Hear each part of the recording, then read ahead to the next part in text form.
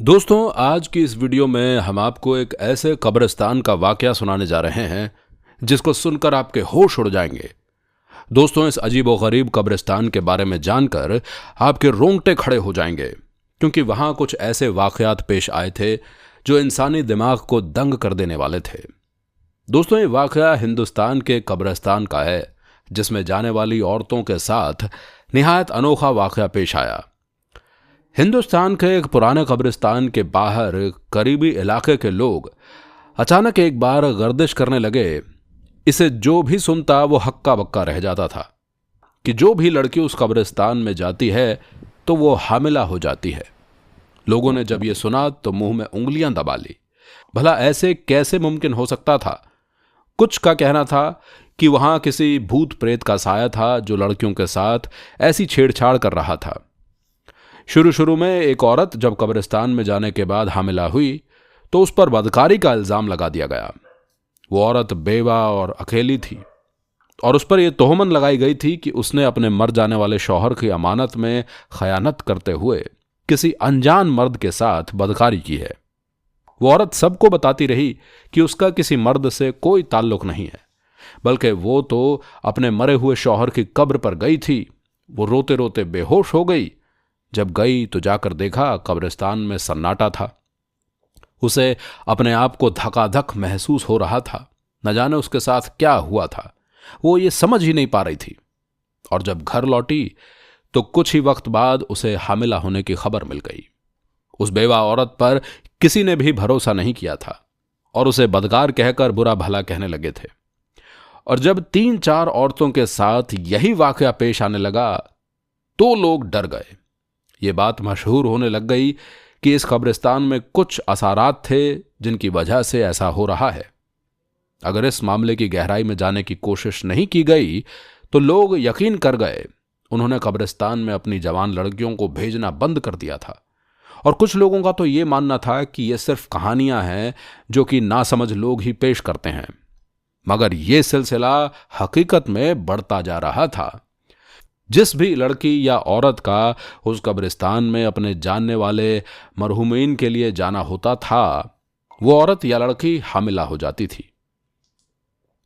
इस बात ने आहिस्ता आहिस्ता सारे इलाके के लोगों को चौंका दिया था।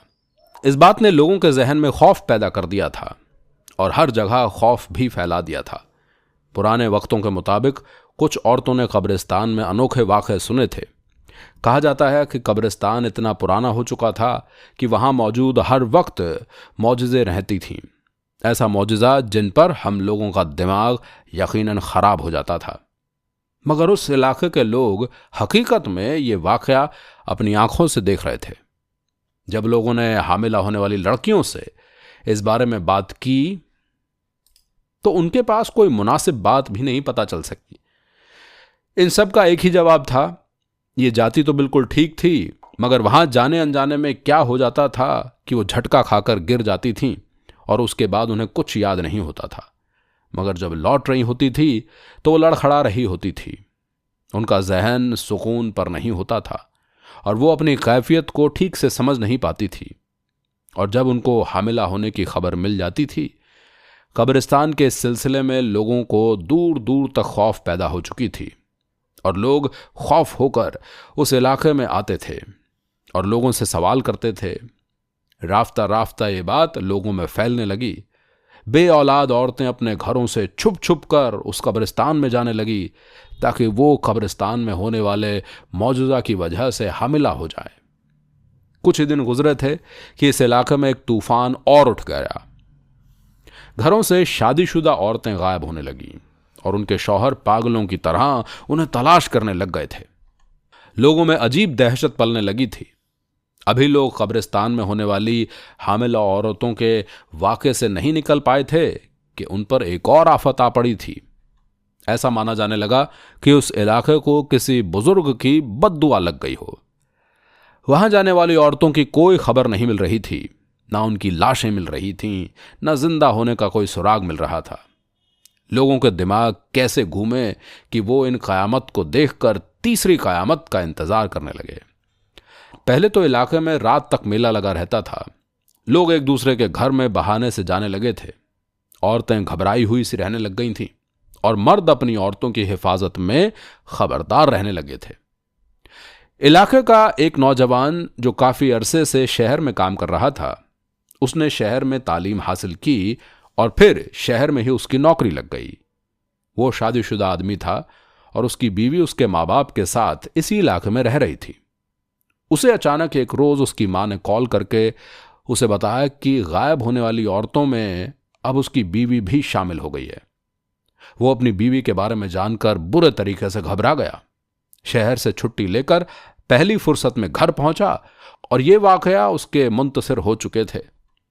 घर वालों ने कब्रिस्तान के उस करिश्मे की वाकयात को बताया और औरतों के गुम होने का बताया, तो ये जानकर वो सर पकड़कर बैठ गया कि अभी कब्रिस्तान में औरतों का हमला होने वाला सिलसिला नहीं रुका था।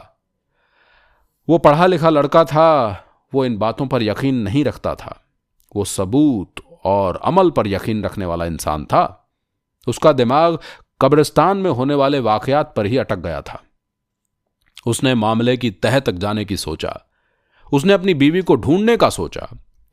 तो वो खामोशी से कई रोज तक चुप कर कब्रिस्तान जाने लगा और वहां पर छुप कर बैठा रहता था। दिन के वक्त वो वीरान जगह पर जाने लगा और गुमशुदा औरतों को ढूंढने लग जाता था।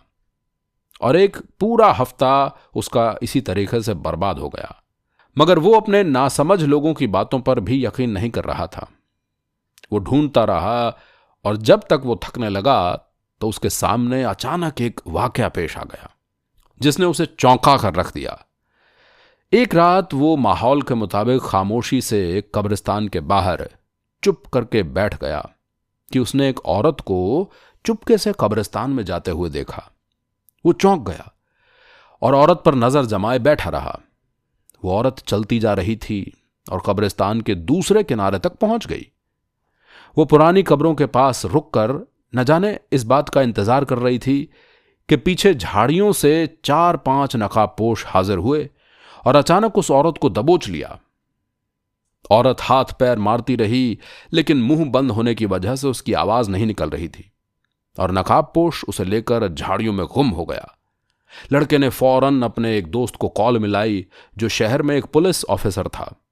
वो पुलिस वाला मदद करने को तैयार हो गया और वो लड़का अपने कदम संभालते हुए उन झाड़ियों में घुस गया और फिर उन नकाबपोशों का पीछा करने लगा। और वो नकाबपोश उस औरत को झाड़ियों से निकालकर जंगल की तरफ ले जा रहे थे। लड़का खामोशी के साथ उनका पीछा करता रहा, लेकिन वो लड़का दरख्तों की आड़ में खुद को छुपाकर उनके पीछे चलता रहा। वो आज इस राज की वजह जानकर रहना चाहता था। जंगल के आखिर वक्त पर एक छोटा सा घर बना हुआ था। लड़का पुलिस वालों का इंतजार करने लगा और वो उस घर में दाखिल हो गया। उस घर में कोई नहीं था, लेकिन वहां पर औरत मौजूद नहीं थी जिसने पुलिस को शक में मुब्तला किया कि इस घर में कोई खुफिया जगह जरूर होगी। जब वो नकाबपोश के ऊपर हमला करके उन्हें पकड़कर पूरे घर की अच्छे से तलाशी लेने लगे तो उस घर में एक तहखाना भी मिल गया जिसमें गुमशुदा औरतें बंद थी। लड़का चिल्लाता हुआ अपनी बीवी के पास गया। उसे वहां से आजाद करवाया गया। उसकी बीवी बहुत डरी हुई थी। उसने अगले ही रोज जाकर गांव वालों को सब कुछ बता दिया और ये बात थी कि पहली बार बेहोश होने वाली बेवा औरत के साथ किसी ने ज्यादती की थी। उसके बाद बढ़ावा देने के लिए इन नकाबपोशों ने कुछ और लड़कियों को पैसा देकर यह अफवाह फैलाई कि कब्रिस्तान में जाने वाली औरतें यानी हर औरत हामिला हो जाती है। इस तरह की बे औलाद औरतें घरों से छुप छुप कर औलाद के लिए कब्रिस्तान पहुंचने लगी और वह नकाबपोश ऐसी औरतों को खामोशी से अगवा करते जा रहे थे। उनका इरादा था कि औरतों की एक मखसूद तादाद को अगवा करना और उनको बेच देना। लेकिन वो उस नौजवान की बीवी को अगवा करके फंस गए थे, जिसकी वजह से उस नौजवान ने तहकीकात करके उन सब औरतों को छुड़वा लिया। तो दोस्तों, अगर आपको हमारी ये वीडियो पसंद आई हो तो हमारे चैनल को सब्सक्राइब करें, साथ ही इस वीडियो को लाइक करें। हम मिलेंगे बहुत जल्द आपसे दोबारा एक अगली वीडियो में। तब तक के लिए खुदा हाफिज।